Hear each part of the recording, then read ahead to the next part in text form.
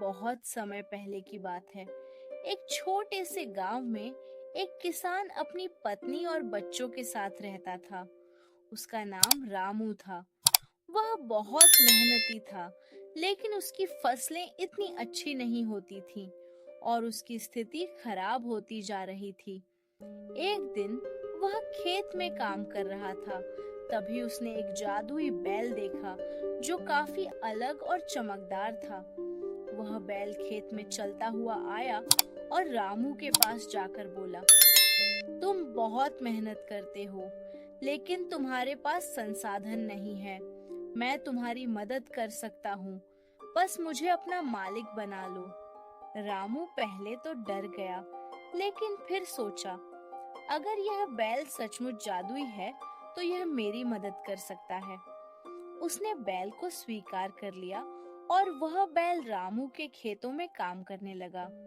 जादुई बैल ने हर दिन खेतों में अधिक काम किया और बहुत जल्दी फसलें उगने लगी। किसानों की फसलें ताजगी और अधिकता से भरने लगी, जिससे रामू और उसका परिवार खुश रहने लगा।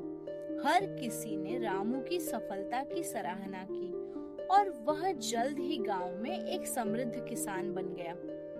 लेकिन रामू का एक दोस्त था जो उसकी सफलता से जलता था। वह उसे शरारत से उकसाता और कहता, तुमने उस बैल से समझौता किया है, वह तुम्हें धोखा दे सकता है। धीरे धीरे रामू की भी यह चिंता बढ़ने लगी। एक दिन उसने बैल से पूछा, तुम मुझे इतनी मदद क्यों कर रहे हो? क्या तुम किसी बुरे उद्देश्य से यह कर रहे हो?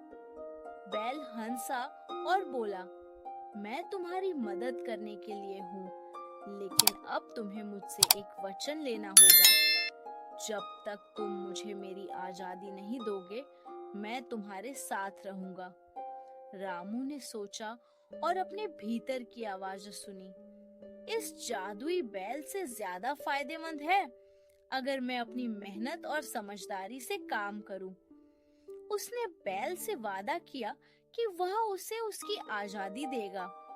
बैल ने खुशी खुशी अपनी शक्ति छोड़ दी और धीरे धीरे चला गया।